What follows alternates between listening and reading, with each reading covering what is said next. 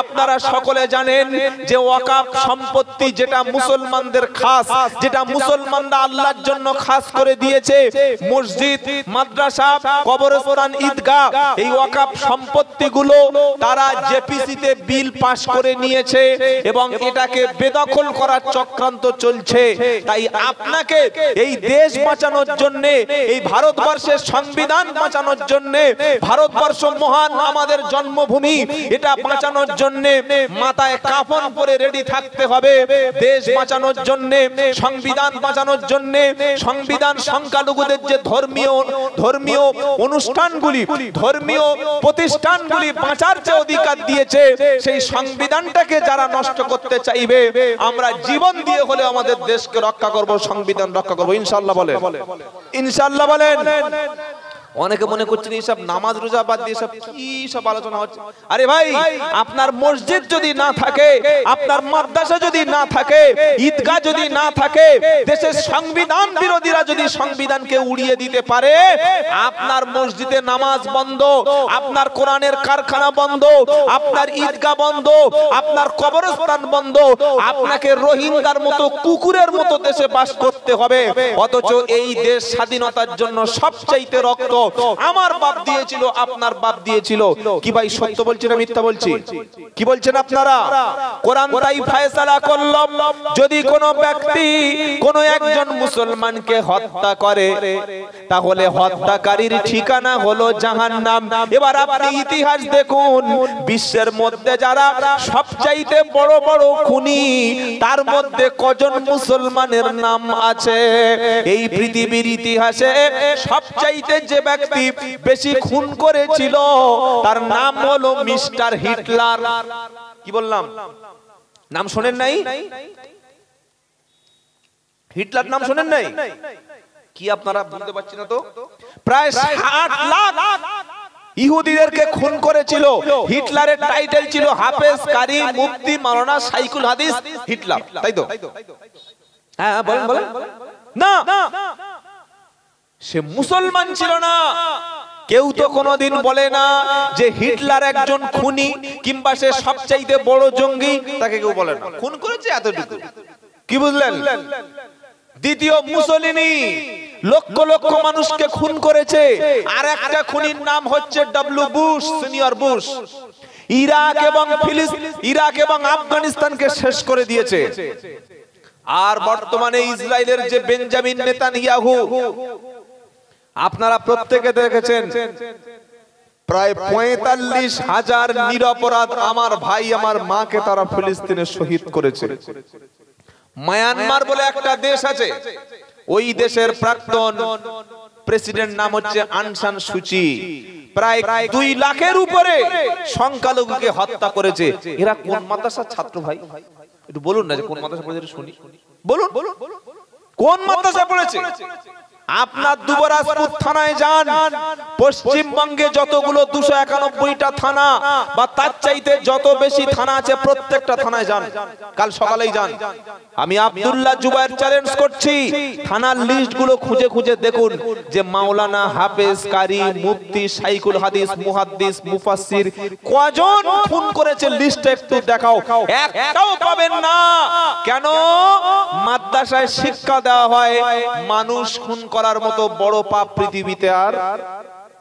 নবীজি সাল্লাল্লাহু আলাইহি সাল্লাম বলেন, এই পৃথিবীকে যদি ধ্বংস করে দেওয়া হয়, তার চাইতে বড় পাপ হলো একজন ঈমানদারকে খুন করা।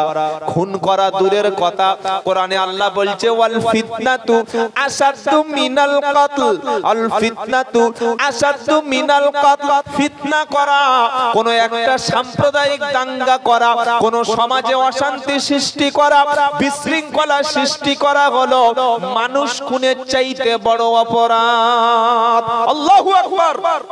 এত বড় মেসেজ আল্লাহর কোরআন দিয়েছে। খুন করা দূরের কথা, যদি কেউ কোনো নিরপরাধ মানুষকে খুন করা দূরের কথা, যদি একটা দাঙ্গা করে, অশান্তি করে, বিশৃঙ্খলা করে, ডিসিপ্লিন ভঙ্গ করে, কোন একটা অশান্তি সৃষ্টি করে, ফিতনা করে, এই ফিতনা হলো হত্যার চাইতে বড় অপরাধ। সুবহানাল্লাহ বলবেন না নাউজুবিল্লাহ বলবেন? কি গো, এবার চলুন আপনি মুসলমান খুন করলেন না, কিন্তু একজন হিন্দু খুন করলেন, খ্রিস্টান খুন করে দিলেন। আপনার প্রতিবেশী একটা গ্রামে 500 মুসলিম বাস করে, মাঝখানে একটা খ্রিস্টান বাস করে। ওই খ্রিস্টান ব্যক্তি সে তার ধর্ম পালন করবে। আপনি যদি ওই খ্রিস্টানের জমি দখল করেন, আপনি যদি ওই খ্রিস্টান ভাইয়ের চার্চে আঘাত করেন, অথবা 500 মুসলিম গ্রামের মধ্যে একটা হিন্দু বাস করে, তার নাম হচ্ছে শ্রী রবীন্দ্র কুমার মাইতি, তো 500 মুসলিম। এখন ওই যে অমুসলিম একজন আছে, তার পূজা পার্বণে যদি আপনি বাধা দেন, তার যদি জমি দখল করে নেন, তার সম্পত্তিতে যদি আপনি ক্ষতি করেন, কিংবা তার যদি ধর্ম পালন না করতে দেন, কিংবা ওই সংখ্যালঘু একজন হিন্দুর উপরে যদি আপনি অত্যাচার করেন, তার শাস্তিটা কি শুনবেন? হ্যাঁ না বলেন। বিশ্বনবী বলেন, কিয়ামতের মুসিবতের দিনে সংখ্যাগুরু মুসলিম এলাকায়, যেখানে মেজরিটি মুসলিম, মাইনরিটি নন মুসলিম, ধরুন বাংলাদেশ, কি গো শুনছেন আপনারা? আমাদের এই টিভি চ্যানেলগুলো কুকুরের মতো ঘেউ ঘেউ ঘেউ ঘেউ প্রতিদিন সন্ধ্যাবেলা 1 ঘন্টা করে ঘেউ ঘেউ ঘেউ ঘেউ করছে, খালি বলছে পুরো সব শেষ করে দিচ্ছে, সব হিন্দু শেষ করে দিচ্ছে সব। তো ওই লাশটা কই দেখাও না, একটা লাশ দেখাও। তার মানে বাংলাদেশের ঘটনা তিলকে তাল বানিয়ে এই পশ্চিম বাংলায় যে আমরা হিন্দু মুসলমান মিলেমিশে থাকি, আমাদের শান্তির বাংলায় যাতে একটা দাঙ্গা লাগানো যায়, বাংলাদেশকে ঘটনা কেন্দ্র করে সেই কাজটা মিডিয়া করছে। কি বলছি বুঝতে পারছেন না? 24 ঘন্টায় ঘেউ ঘেউ ঘেউ, এদের কাজ ঘেউ ঘেউ করা, একটাও ভদ্র ভাষায় কথা বলে না, সব চিল্লাচ্ছে সাংবাদিকরা। একটা মলম সাংবাদিক আছে, রিপাবলিকান টিভি মলম সাংবাদিক, তার পাগলামি দেখলে মনে যেন গাঁজাকে সংবাদ পরিবেশন করছে। কি বুঝলেন? নবী বললেন, শোনো, সংখ্যাগুরু যেখানে মুসলিম বেশি, ওই এলাকায় যদি সংখ্যালঘু ও মুসলিমের উপরে কেউ অত্যাচার করে, সংখ্যালঘু হিন্দু কিংবা সংখ্যালঘু খ্রিস্টান যদি একটা মুসলিম মহল্লায় বসবাস করে, আর ওই সংখ্যালঘু ও মুসলিমের উপরে কোন মুসলমান যদি অত্যাচার করে, আমি নবী মুহাম্মদ মুস্তাফা সাল্লাল্লাহু আলাইহি সাল্লাম কিয়ামতের দিন ওই সংখ্যালঘু ও মুসলিমদের পক্ষে দাঁড়িয়ে সংখ্যা বেশি মুসলিমদের বিরুদ্ধে আল্লাহর কাছে মামলা দায়ের করব। সুবহানাল্লাহ বলবেন না? তাই সারা পৃথিবীতে মুসলমান যেখানে বেশি, অমুসলিমরা সেখানে সবচেয়ে নিরাপদ। আলহামদুলিল্লাহ বলেন, বলেন আলহামদুলিল্লাহ। বললে হুজুর এটা সত্যি বলছেন? সত্যি না বললে আমি কি গাঁজা খেয়ে কথা বলছি? এই দেশে তো 850 বছর 700 বছর তো আমাদের মুসলমানরাই শাসন করেছিল। তারা ইচ্ছা করলে একটা মন্দির রাখতো না, তারা ইচ্ছা করলে জোর করে ধর্মান্তরিত করতে পারতো, কিন্তু করেনি।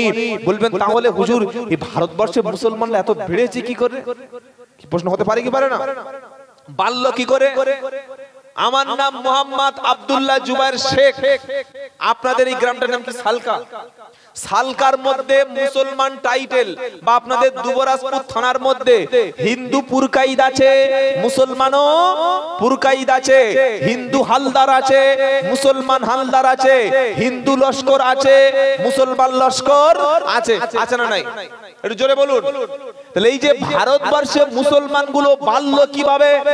আজ থেকে 50 বছর 100 বছর আগে যারা উঁচু শ্রেণীর হিন্দু, যারা ব্রাহ্মণ, তারা আমাদের বাপ চাচারা, তারাও ছিল হিন্দু।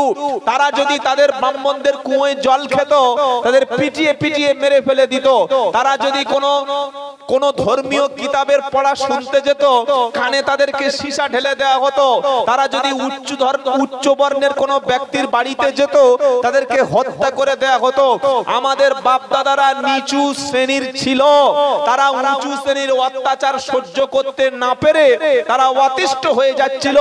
সেই সময় ওলামায়ে কেরাম, সেই সময় আল্লাহর হাক্কানি ওলি বান্দারা, তারা বিভিন্ন জায়গায় দ্বীনের দাওয়াতের প্রচার করছিল, আর বলছে ভাই লা ইলাহা ইল্লাল্লাহ বলো, তুমি আমাদের ভাই হয়ে যাবে, একসাথে খেতে পারবো, একসাথে ঘুমোতে পারবে, একসাথে একই সঙ্গে আমার মেয়ে তুমি বিয়ে করতে পারবে, আমার মসজিদে তুমি নামাজ পড়তে পারবে, আমার গোসলখানায় তুমি ওযু করতে পারবে, আমার হাঁড়ির রান্না তুমি খেতে পারবে, তুমি আমার ভাই হবে, আমি তোমার ভাই হব। সুবহানাল্লাহ বলবেন না? তখন আমাদের বাপ চাচারা দেখলো একসঙ্গে খাওয়া যাবে, একই বিছানায় ঘুমানো যাবে, একই বাড়িতে অনুষ্ঠান করা যাবে? তখন সকলে কলেমা পড়ে মুসলমান হয়ে গেল। আর এটাই হলো সবচাইতে বড় জিনিস, ভারতবর্ষের জমিনে ইসলাম প্রচারের জন্য সবচাইতে বড় অবদান রেখেছিল ওলামায়ে কেরাম, বলুন আলহামদুলিল্লাহ। এবং ইসলামটা প্রচার হয়েছে আদর্শ দ্বারা। কি দিয়ে? আদর্শ, চরিত্র, ক্যারেক্টার, আখলাক, বিহেভ। ভালো ব্যবহার না থাকলে সে কোনোদিন ভালো মুসলমান না। নামাজ পড়ছেন আর রাতে জিকির করছেন আল্লাহ আল্লাহ আল্লাহ আল্লাহ আল্লাহ আল্লাহ, আর সকালবেলা চিন্তা করছে কার মাস দেবো, কার মাস দেবো, কার মাস দেবো।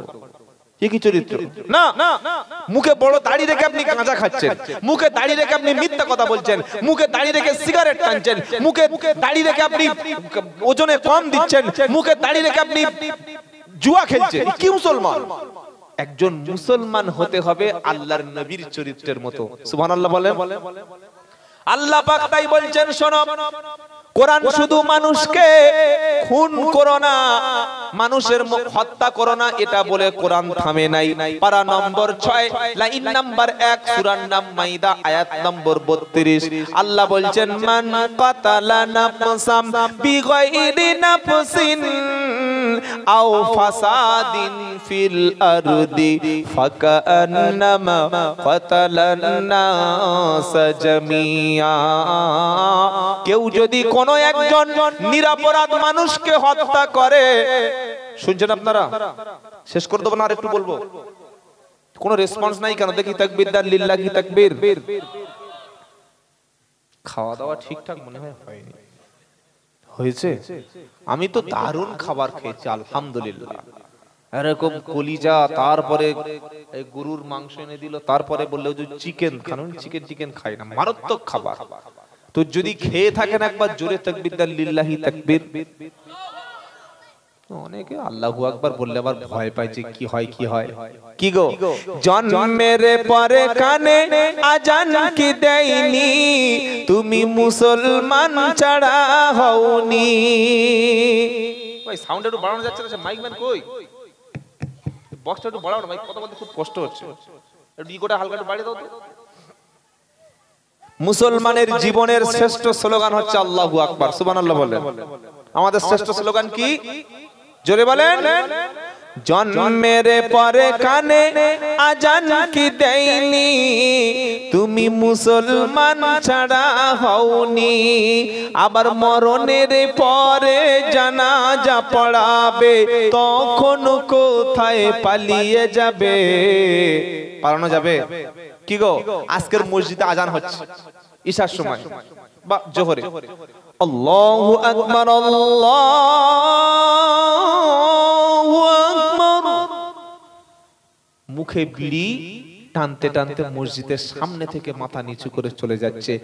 একবারও মনের মধ্যে ভয় হলো না যে আল্লাহ আমাকে ডাকছে, আমি যাই? ভয় আছে? কি গো, আবার মুয়াজ্জিন বলছে, আশহাদু আল্লা ইলাহা ইল্লাল্লাহ। তাও কানে যায় না। আবার মুয়াজ্জিন অ্যালার্ট করছে, কি বলছে? আশহাদু আন্না মুহাম্মাদার রাসূলুল্লাহ।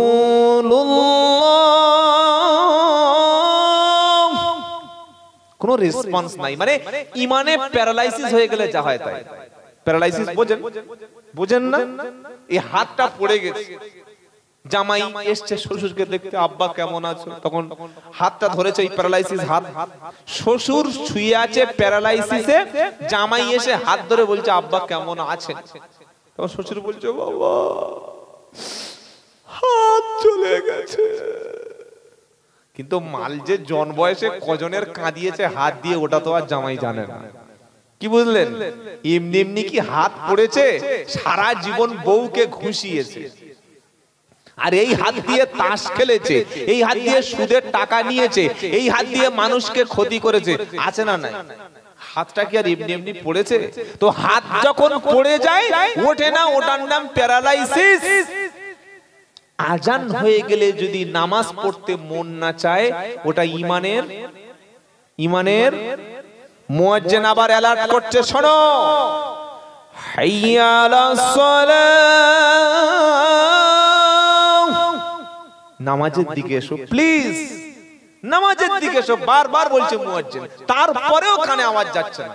আবার মুয়াজ্জিন বলছে হাইয়া আলাল ফালাহ, কল্যাণের দিকে এসো, মঙ্গলের দিকে এসো, ভালাইয়ের দিকে এসো। তোমার জীবন যদি সফলতা অর্জন করতে চাও, সাকসেস হতে চাও, তাহলে নামাজের দিকে এসো। সুবহানাল্লাহ বলবেন না? আবার মুয়াজ্জিন বলছে আসসালাতু খায়রুম মিনান নাওম, এর পরেও জাতি জাগছে না। আবার মুয়াজ্জিন শেষ বলে দিচ্ছে আল্লাহু আকবার, আল্লাহু আকবার, আল্লাহ সবচাইতে মহান, আল্লাহ সবচাইতে মহান। ওগো মুসলমান, তুমি আল্লাহর ঘরে এসো, আল্লাহর সঙ্গে দেখা করবে এসো, আল্লাহর সঙ্গে মনের কষ্টটা বলে যাও, তোমার দুঃখটা আল্লাহর সঙ্গে শেয়ার করো, ওই আল্লাহ তোমার বিপদ মুক্ত করে ভাগ্য পাল্টে দেবে। সুবহানাল্লাহ পড়ে। এরপরেও সজাগ নাই। আবার মুয়াজ্জিন বলছে লা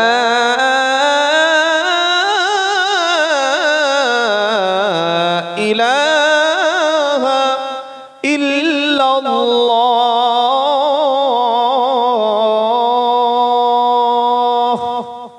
বলে না বলে না? বলে বলে বলে। আল্লাহ ডাকছে মসজিদের দিকে আর আমরা পালিয়ে যাচ্ছি। কি গো, শুধু পালাচ্ছি, শুধু পালাচ্ছি নামাজ ছেড়ে। তাই কবি কি বলছে, তোমার জীবনের শ্রেষ্ঠ স্লোগান হচ্ছে আল্লাহু আকবার। জন্মের পরে কানে আজান কি দেয়নি, তুমি মুসলমান ছাড়া হওনি। জন্মের পরে কানে আজান কি দেয়নি, তুমি মুসলমান ছাড়া হওনি। আবার মরণের পরে জানাজা পড়াবে, তখন কোথায় পালিয়ে যাবি? আজ যাবার সুযোগ আছে, সুযোগ আছে। মরণের পরে জানাজা পড়াবে, তখন কোথায় পালিয়ে যাবি? বিপ্লবী বিদ্রোহী মৌলবাদী কেন জঙ্গিবাদী? বিপ্লবী বিদ্রোহী মৌলবাদী কেন জঙ্গিবাদী? কি মনে করে ওই হনুমান, দাড়ি টুপি দেখলেই তালিবান? বলে কি বলে না? বলে কি বলে না? যত রকমের গালাগালি সব দাড়িওয়ালা টুপিওয়ালা। রবীন্দ্রনাথ ঠাকুরের ভাগ্যটা ভালো যে তিনি অনেক আগে মারা গেছে, তা না হলে এই হারামখোরেরা এরা কবে রবীন্দ্রনাথ ঠাকুরকে মৌলবাদী বলে দিত, কি বললেন, জঙ্গি বলে চালিয়ে দিত। তো কবি কি বলছে, কি মনে করে ওই হনুমান, দাড়ি টুপি দেখলেই তালিবান? কি মনে করে ওই হনুমান, দাড়ি টুপি দেখলেই তালিবান? আবার সিংহের চাইতে বেশি ভয় পায়, বাঘের চাইতে বেশি ভয় পায়, মাথায় পাগড়ি দেখে যদি। ভাই পায় কি পায় না? এই সরে যা, জঙ্গি আসছে। আল্লাহু আকবার, আল্লাহু আকবার। আল্লাহ বলছে না, ওদের দেখে ভয় করো না। টুপি দাড়ি পাঞ্জাবি সুন্নাহ অনুযায়ী চলবো, সম্মান দেবেন কে? আল্লাহ।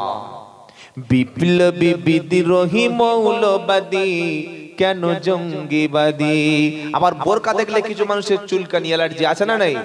কি গো, একটা মেয়ে ছেলে, সে সবে বিয়ে করেছে, একজন ইমাম সাহেবের স্ত্রী, তিনি ট্রেনে বাসে সফর করছেন, মাথা থেকে পা পর্যন্ত ঢেকে রেখেছে। আচ্ছা, একটা মানুষ যদি মাথা থেকে পা পর্যন্ত ঢেকে রেখে থাকে, ঢাকা থাকে, তো যে পোশাক পরেছে তার কষ্ট হবে না যে পোশাক পরে নাই তার কষ্ট হবে? গরমটা কার হবে? কথা বলে না? যে পড়েছে তার হবে। যদি তার গার মধ্যে চুলকায়, অ্যালার্জি বার হয়, গার শরীরের চামড়া যদি কিছু হয়ে থাকে, তো যে মোটা কাপড় জড়িয়েছে তার তো গরম হবে, ওর কিছু হয় না, পাশের লোকের চুলকায়। দেখেন নাই? কি গো, বোরকা দেখলেই তখন সর্বনাশ, দেশটা পাকিস্তান হয়ে যাচ্ছে। শুনে রাখুন মুসলমানেরা, বোরকা একটা নারীকে ছোট করে না, বরং ইসলাম নারীকে বোরকা বা হিজাব পরিয়ে তাকে শিক্ষা ক্ষেত্রে তাকে সমস্ত রকমের সুযোগ সুবিধা একটা নারী হিজাব পরে সর্ব জায়গায় ইসলাম এবং সমাজ যেখানে অধিকার দিয়েছে, বোরকা পরে একটা মহিলা যতদূর সম্ভব সে লেখাপড়া শিক্ষা অর্জন করতে পারে, এক্ষেত্রে ইসলাম কোনো বাধা দেয় না। সুবহানাল্লাহ বলবেন না? আসল সমস্যা কি জানেন? সমস্যা অন্য জায়গায়। সারা ভারতবর্ষের মধ্যে লক্ষ লক্ষ কোটি কোটি মানুষ যখন উলঙ্গ হয়ে একটা বিশাল মেলায় অংশগ্রহণ করছে, ভাই তোরা উলঙ্গ হচ্ছিস হ না, তোরা লিঙ্গ নাচাতে নাচাতে ঘুরছিস ঘোর না, আমরা তো কেউ আপত্তি করব না, কোন মুসলমান এ বিষয়ে কমেন্টস করবে না, করা মানে অন্য ধর্মকে ছোট করা, আমরা সেটা করব না। কিন্তু উলঙ্গ হলে যে দেশে পাপ নেই সে দেশে তাহলে ঢাকলে অসুবিধা কোথায়? কি বলছি বুঝতে পারছেন না? উলঙ্গ যদি হয়ে ঘুরে যদি সাধু হয়, আমরা তাকে সাধুই বলে মেনে নিই। কি গো, যদি কেউ উলঙ্গ হয়ে মেশিন পার্ট বার করে বলে আমি সাধু, তো ঠিক আছে বাবা, আমি তোমার সাধু বলে মেনে নিচ্ছি। তাহলে তুমি যদি সাধু হতে পারো, একটা মানুষ তাহলে সে পর্দা করে তাহলে সে জঙ্গি হয় কি করে? এই মানসিকতাটা এইভাবে তৈরি করে দেওয়া হয়েছে। এই মানসিকতাটা মিডিয়া তৈরি করেছে। আমাদের সাধারণ হিন্দু ভাইদের কোনো দোষ নাই, সাধারণ মুসলমানদের দোষ নাই। আমি বারবার বলছি, আমাদের মিডিয়াগুলো সন্ত্রাসী ভূমিকা তারা পালন করছে। তারা বোরকা মানেই জঙ্গি। কবি কি বলছে? কবি কি বলছে? বেহায়া নারীর এ কেমন কথা, বোরকা দেখিলেই মাথা ব্যথা। বেহায়া নারীর এ কেমন কথা, বোরকা দেখিলেই মাথা ব্যথা। আবার পর্দার কথা যদি বলি তখন হয়ে যায় ফতোয়াবাজি। বিপ্লবী বিদ্রোহী মৌলবাদী কেন জঙ্গিবাদী? বিপ্লবী বিদ্রোহী মৌলবাদী কেন জঙ্গিবাদী? আমরা হিজাব পরে আমাদের সংবিধান যে অধিকার দিয়েছে আমরা আমাদের মেয়েদের, আমি আব্দুল্লাহ জুবায়ের আপনাদের পায়ে ধরে বলে যাচ্ছি, ভাই যদি আপনার মেয়েকে কম বয়সে বিয়ে দেন, আপনার মেয়েকে যদি স্কুলে না পড়ান, আপনার মেয়েকে যদি কলেজে যেতে আপনি নিষেধ করেন, আপনার মেয়েকে যদি হিজাব সহকারে ইউনিভার্সিটিতে না পড়ান, আপনার মেয়েকে যদি ডাক্তার না বানান, আপনার মেয়েকে যদি একজন গবেষক না বানান, তাহলে আপনি কিন্তু আল্লাহ এবং রাসূলের দেওয়া ধর্ম আপনি পালন করলেন না। ইসলাম কি বলেছে? তলাবুল ইলমি ফারিজাতুন আলা কুল্লি মুসলিম। প্রত্যেকটা মুসলমান নরনারীর উপরে জ্ঞান চর্চা করা, ইলম অর্জন করা, এডুকেশন গ্রহণ করা, এডুকেটেড হওয়া, এটা সুন্নাত, নফল না ফরজ? জোরে বলুন। আপনি বলছেন না বাবা, মেয়ে ছেলে পড়ে লাভ নাই, ঘরে থাক। আরে আল্লাহ রাসূলের স্ত্রী সাল্লাল্লাহু আলাইহি সাল্লাম আম্মা জান আয়েশা রাদিয়াল্লাহু আনহা, তিনি ছিলেন টিচার। তিনি পর্দার মধ্য থেকে হাজার হাজার হাদিস, তিনি 2210টা হাদিস শুধু আম্মা জান আয়েশাই বর্ণনা করেছেন। সুবহানাল্লাহ বলতে মন চায় না? তিনি কোরআনের হাফেজা ছিলেন। সাহাবাদের মধ্যে কোনো প্রবলেম সলভ করার জন্য সাহাবারা পর্দার আড়াল থেকে মাসআলা জিজ্ঞাসা করতেন আম্মা জান আয়েশা সিদ্দিকা রাদিয়াল্লাহু তাআলা আনহার কাছে। আজ থেকে 1400 বছর আগে ইসলাম একটা নারীকে সর্বশিক্ষায় শিক্ষিত করার মতো সেই সুযোগ দিয়েছে। আপনি মুসলমান, আপনি জানেন না, আপনি ঠাট্টা করছেন ধর্ম নিয়ে। আর অমুসলমানরা তারা বলছে ইসলাম মেয়েদেরকে খালি বোরকা পরিয়ে বস্তার মধ্যে রাখে, আর বাচ্চাদের খালি বাচ্চা দাও বাচ্চা দাও, কোনো লেখাপড়া শেখায় না। এটা ভুল কথা। ইসলাম একটা নারীকে শিক্ষার অধিকার দিয়েছে পুরুষের পাশাপাশি, তবে পাশাপাশি বসার ব্যাপারে ইসলামের আপত্তি আছে। কি বলছি বুঝতে পারছেন না? যেটা বলে কো এডুকেশন, একই কলেজে পুরুষ আর মহিলা, একই হাই স্কুলে পুরুষ আর মহিলা পাশাপাশি বসবে, একই হাই স্কুলে পুরুষ আর মহিলা, একই প্রাইমারি স্কুলে পুরুষ আর মহিলা বসবে, ইসলাম এই জায়গায় আপত্তি করেছে। ইসলাম এই জায়গায়, ইসলামের আপত্তি এই জায়গায়, পুরুষের হবে আলাদা, মহিলাদের হবে আলাদা। এই রকম শিক্ষা অর্জন করতে পারলে যত খুশি পড়াশোনা করো, ধর্ম নিষেধ করে নাই। সুবহানাল্লাহ বলবেন না? জোরে বলবেন না সুবহানাল্লাহ? তাহলে ইসলামের সঙ্গে মুসলমানদের সঙ্গে সন্ত্রাসের কোনো দূরতম সম্পর্ক নাই। নিরীহ মুসলমানকে ধরে আজকের যেভাবে ফাঁসানো হচ্ছে, মনে রাখবেন আল্লাহর কোরআন আমরা মেনে চলি, দেশের প্রত্যেকটা সংবিধানের কথা আমরা মেনে চলি। তাই আল্লাহ তাআলা 1400 বছর আগে বলেছে, মান কাতালা নাফসাম বিগাইরি নাফসিন আও ফাসাদিন ফিল আরদি ফাকান্নামা কাতালান নাসা জামিয়া। কেউ যদি একজন নিরপরাধ মানুষকে হত্যা করে, সে যেন তামাম পৃথিবীর সব মানব মণ্ডলীকে হত্যা করলো। এজন্য ইসলাম সবচাইতে বেশি নিন্দা করেছে হত্যা করার ব্যাপারে। বললে হুজুর মুহাম্মদ সাল্লাল্লাহু আলাইহি ওয়াসাল্লাম তো সব সময় তরবারি নিয়ে ঘুরতো। একটা নেতা আছে, নাম বলবো না, উনি বামপন্থী ছিল, নামটা বলবো, তন্ময় বাবু, বুড়ো লোক, ও সব বলা মানে ওদের মানে ভাব বেড়ে গেল।